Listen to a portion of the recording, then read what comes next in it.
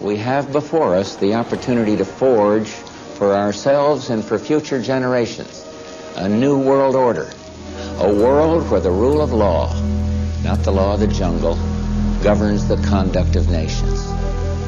When we are successful, and we will be, we have a real chance at this new world order, an order in which a credible United Nations can use its peacekeeping role to fulfill the promise and vision of the UN's founders.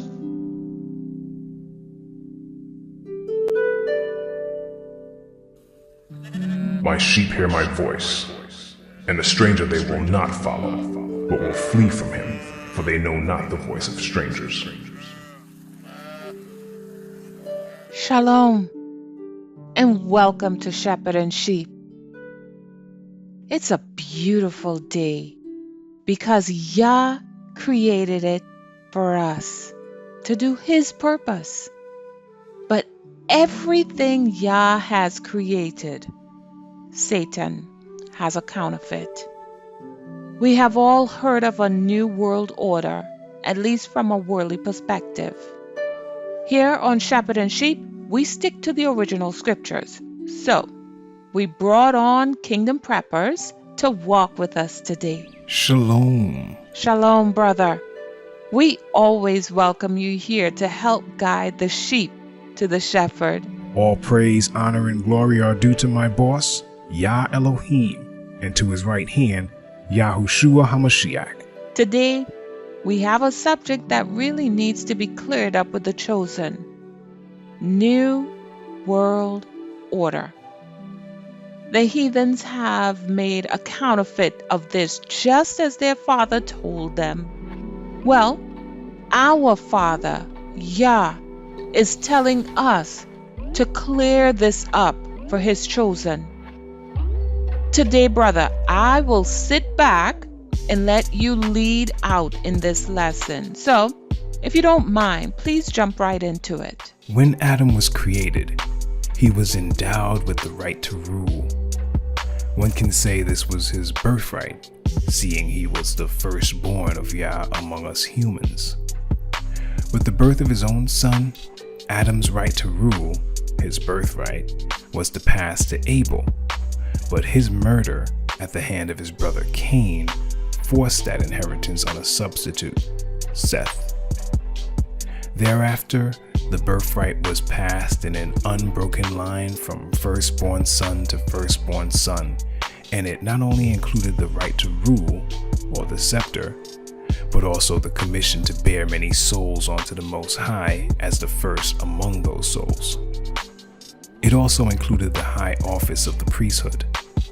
Throughout time, the birthright was held by the firstborn sons descended from Adam through Seth's line, reaching down to the patriarch Jacob, at which point the conditions of this slaughtered inheritance changed somewhat. Jacob split the birthright office into three, giving Judah the scepter or right to rule.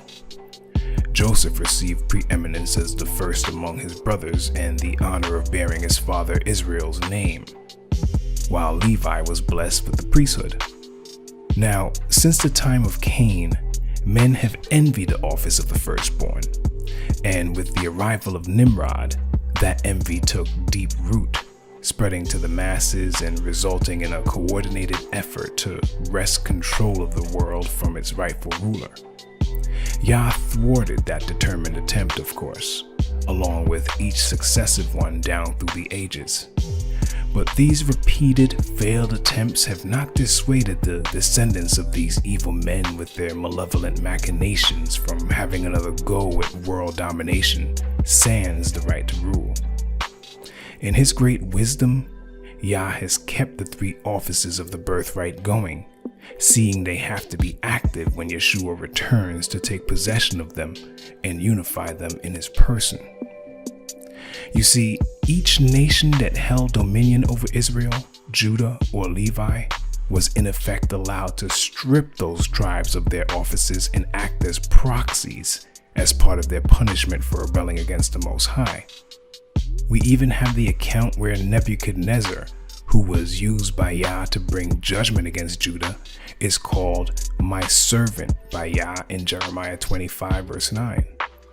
Dominion eventually passed to Rome, which soon fell and re-emerged as a papal counterpart. Since pagan Rome had dominion over Judah and Levi, a right given by Yah, papal Rome inherited the rights of those tribes once it re-established itself as a world power. And papal Rome, unlike prior nations that held sway over Levi, decided to openly perform the rites of that office, albeit in a corrupt form, hence the many priestly rituals that mimic the temple service. Throughout time, world powers have continued to wage relentless wars for world dominance, and though a handful of nations were allowed to wield the birthright for a time, none were ever allowed to do so in the fullness of truth, with the full weight of that office completely in their grasp. In other words, no nation throughout time has ever held full worldwide dominance. Not Babylon, despite the language in Daniel 2 verse 38 that seems to hint at this. Not Rome, despite the language in Luke 2 verse 1 that seems to contradict that fact. And not even Britain, upon whose empire, it is said, the sun never set. That is why all of those nations were eventually overthrown by rivals who had amassed enough power to truly contend and usurp them. While Babylon was a declared world power, at its height, its boundaries did not extend beyond Carchemish, Cilicia, Cyprus, Egypt, Media, Persia, Arabia, and the Mediterranean Sea. The same is true of the Roman period of dominance. Parthia, Germania, Caledonia, modern-day Scotland, and Persia were never fully subjected to Rome.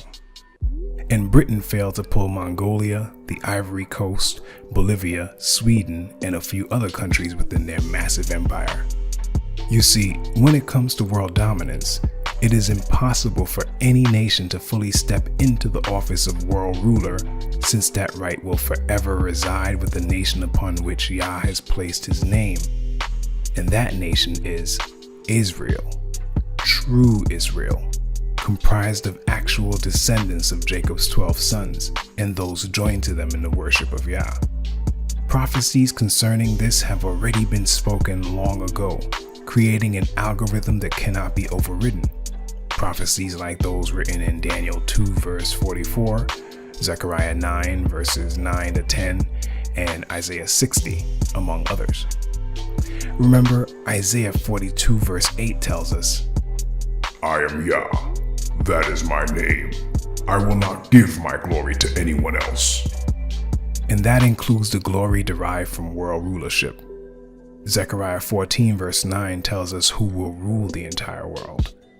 And Yah will be king over all the earth. On that day there will be one Yah. His name alone will be worshipped. This glory is promised to no other individual or nation from Genesis to Revelation.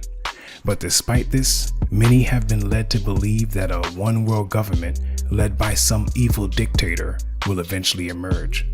Others believe that one powerful nation will eventually take control of all others and force a new economy and a single set of laws that will govern the world, with no sovereign nation states left to rule independent of a worldwide central government. But the truth is, these very things people fear are promised only to Yah and Israel. And the elements of the new world order many are anticipating will only be fulfilled in Yah's kingdom. The clues are all there. We've already listed Daniel 2 verse 44 in this video, but citing that verse we are told, During the reigns of those kings, the Elohim of heaven will set up a kingdom that will never be destroyed or conquered. Note that up to the very end of this age, when Yah will finally set up his eternal kingdom, Daniel says that Yah's kingdom will be established during the reigns of kings, plural, not one king, meaning many nations will still be in power concurrently. And the book of Revelation, which reaches all the way down in time to our era, says that the only instance in which many nations will actually unify and consolidate power is to go to war against the Lamb in a last-ditch effort. And the 10 horns that you saw are 10 kings who have not yet received royal power, but they are to receive authority as kings for 1 hour, together with the beast. These are of one mind, and they hand over their power and authority to the beast. They will make war on the Lamb, and the Lamb will conquer them. This says nothing of world rulership by one nation. It actually speaks of war. War against the Lamb of Yah, which is orchestrated by the beast system, an unrighteous confederation of nations according to the 7 heads and 10 horns referenced in Revelation 17 verse 3. And we know that horns represent kings according to verse 12 of Revelation 17, which we just cited. So again, there will never be one man or one nation that will rule the world and unify it under one set of laws, with everyone bidding allegiance to that man or government. That glory belongs to Yah. By myself I have sworn. From my mouth has gone out in righteousness a word that shall not return. To me every knee shall bow, every tongue shall swear allegiance. Now, since the birthright has been split into 3 offices, unless all of those offices are unified and held by one nation or person with Yah's blessing, rulership of the world will be impossible. Yeshua, as stated, will unify these 3 offices in his person. He was already born of the tribe of Judah through a royal house. That satisfies a requirement to wield the scepter. He came as high priest of the order of Melchizedek, being immersed in the waters of the Jordan and anointed by the Ruach in order to minister as a priest to the nation of Israel and the world. He also stands in the presence of the Most High on our behalf. This satisfies the office of the priesthood. Finally, with his resurrection, he became the firstborn among the dead, granting him the birthright among all redeemed souls, satisfying the office of the firstborn birthright holder. This is signified by the passage in Revelation 19 verse 13 that speaks of Yeshua being clothed in a robe dipped in blood, which pictures Joseph, of whom it is said, Then the brothers killed a young goat and dipped Joseph's robe in its blood. With the 3 offices of the birthright being unified in his person, Yeshua will rule over all the nations of the world, governing them solely by his Father's law. And he shall rule the nations, we are told, with a rod of iron, according to Revelation 19, verse 15. But for all eternity, Yeshua will claim only one nation as his own, and that nation will become a world empire. Luke 1 tells us, He will be great, and he will be called the Son of the Most High, and Yah Elohim will give to him the throne of his father David, and he will reign over the house of Jacob forever, and of his kingdom there will be no end. This is the same kingdom Daniel 2 verse 44 is referring to, the one we should be prepping for. It is the kingdom of true Israel, which all nations of the world will serve. For the nation and kingdom that will not serve you shall perish. Those nations shall be utterly laid waste. That said, nations, as well as individual rulers, will continue to strive for world domination, plotting and scheming and threatening to bring about one form of world government or another. But they will ultimately fail to achieve this end. That glory belongs to Yah alone, and the nation he chooses to honor, true Israel. Brother, I'm glad you cleared that up and that you made it look so plain and easy. We now see from a scriptural perspective the truth about the New World Order. Once Yah shows it to us, we can't unsee it, no matter how Satan tries to twist it up.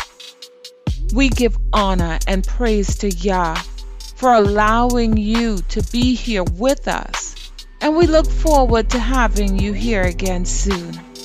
Will you give us a word of advice before closing, please, brother? I urge you to study the subject further on your own and come to greater light on the matter via the guidance of the Ruach. And I do hope this study primer has been of benefit to you. I'm sure it's been a great benefit to all those who made it here today. Do not turn to the right nor to the left, but continue in the path of the Chief Shepherd, ABBA YAH.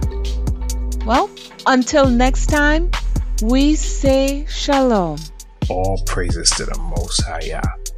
Shalom. And to all those who made it here, we just saw one example of how Satan can work through his chosen to twist up the truth and bring it to Yah's chosen.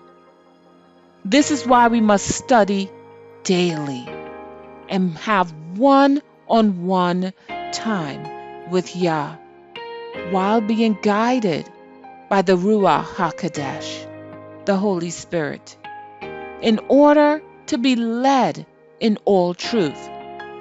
Satan is a roaring lion walking around, seeking whom he can devour. When we say Shalom and stay strong, we are asking Yah to bring peace into your life, and that you will stay strong in Him. Those two things we need on a daily basis. So, the next time the heathens come up with their trickery from the devil, and they act like they created something by twisting up Abba's words, tell them, Yah says, My hands have made both heaven and earth. They and everything in them are mine. I, Yah, have spoken. I will bless those who have humble and contrite hearts, who tremble at my word. But those who choose their own ways, I will punish you. Shalom, and stay strong.